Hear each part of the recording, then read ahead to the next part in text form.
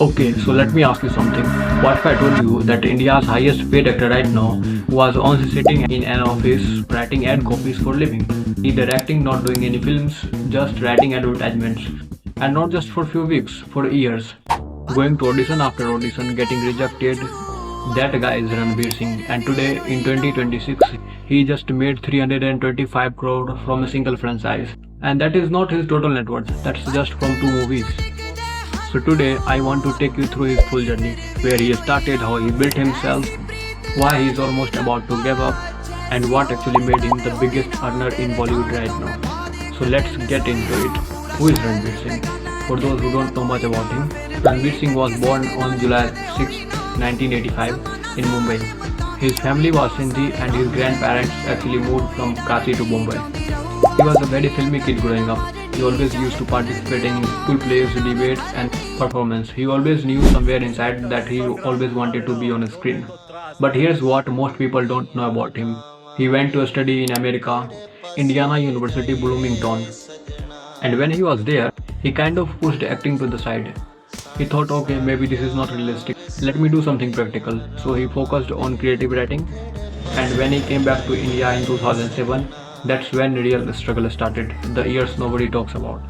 After coming back, Ranbir joined advertising agencies. He worked as a copywriter at some big agencies like O&M, J. Walter Thompson. During the day, he used to writing ad scripts for products, and at night and on weekends, he used to sending his portfolio to film directors. He used to attending auditions, waiting for its callback, and after getting rejected again and again, he said in an interview that during those years, I am just paraphrasing what he said, everything felt black.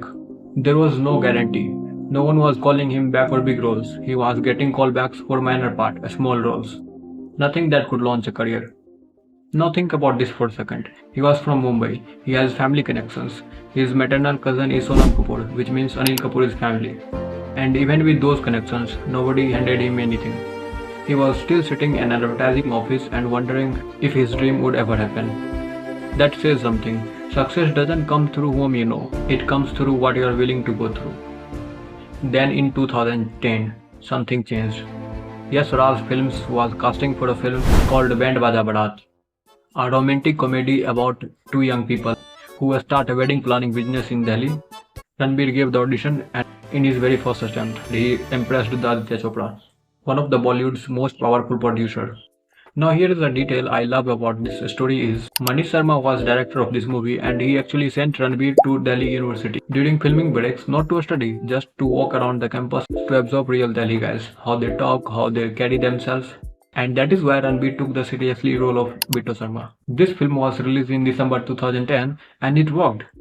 Critics loved it, audience loved it, and Ranbir won the Filmfare Award of the Best Male Debut. But most importantly, Bollywood noticed something different about this guy.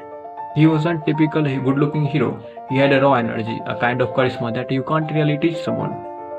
What happened after that debut is actually a masterclass in how to build a career. He didn't do just save films. He took risks. He worked with Sanjay Leela Bhansali, one of the most demanding directors in Bollywood 3 times.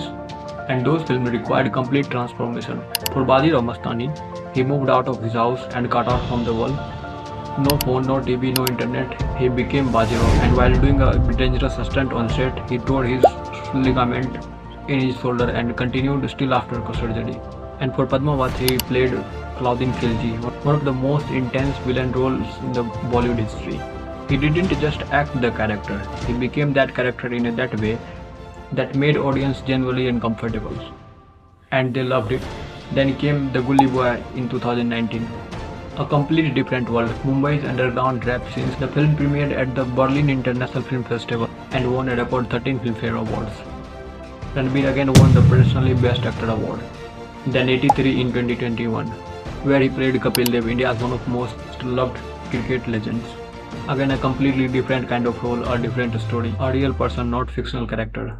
5 Filmfare Awards, different genres, different characters, different roles, different worlds, that's range.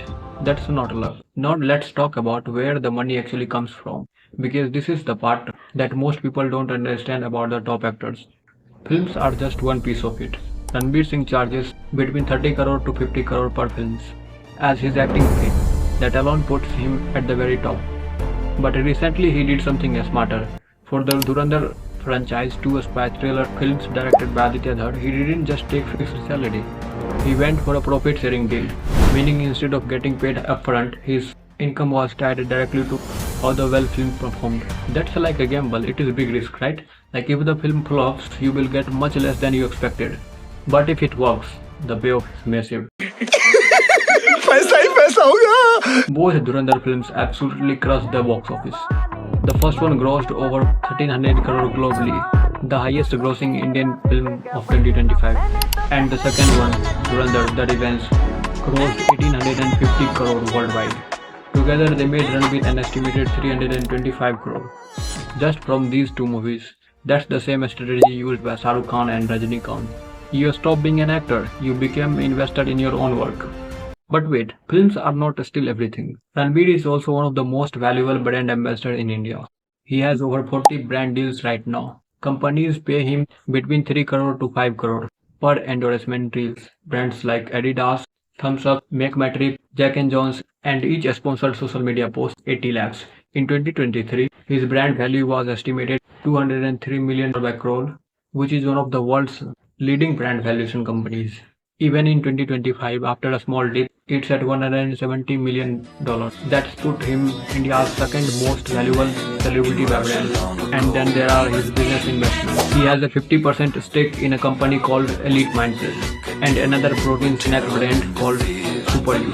He launched a premium vodka brand called Rangila. He also started a record label called Linking back in 2019 to support independent musicians. Not only this, he is also invested in Soul Cosmetics. Yes, you can say he's not just an actor, he's a businessman who also acts in films. Now of course, the man also lives very well. His real estate in Mumbai is alone insane. He has a 5 BHK apartment in Worli worth 40 crore rupees. A sea-facing quadruplex in Bandra estimated 119 crore rupees. A residence in Prabhadevi, a villa in Alibag, and then his car collections around worth 15 crore rupees. It includes the GMC Hammer EV, a Lamborghini Urus, a Mercedes Maybach, and an Aston Rapide Martin. And his total net worth right now estimated around 400 crore rupees, and which is keep growing. And he turned 41 in July 2026, and he has been in the industry for about 15 years. So this didn't happen overnight.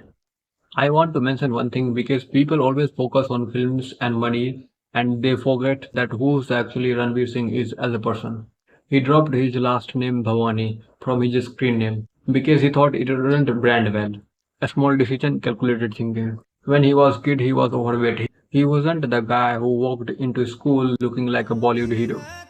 Whatever he is today, because he worked on himself over years. He married Deepika Padukone in 2018, and after being together for years, he had a daughter, Dua Padukone. And you know what? He has been always unapologetically himself. Crazy fashions, the skits on a red carpet, wild outfits. Just to fit in, he didn't change himself. He remained as it is raw. And somehow that's exactly what's made him so popular. Okay, so let me bring it all together.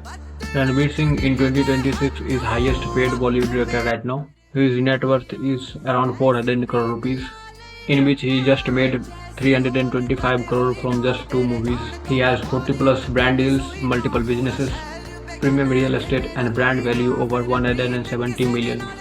But if you are only looking at the number, you are missing the main point. This guy is who came back from America with no connection in Bollywood, who sat in an advertising office for years getting rejected multiple times, who took roles nobody wanted, who chose transformation over comfort again and again, who bet on himself with a profit-sharing deal when he could take in his safe money. So the money didn't make Ranveer Singh whom you are watching today. So the behind this man there is a disciplined, risk-taking attitude, and there is a spirit called refusal to stay ordinary. That made him. Money is the just result, and that's the real story. So that's all for today, guys. If you found this interesting, share this with someone who needs to hear this. And in order to make YouTube happy, hit the like button and subscribe for more. Till then, take care.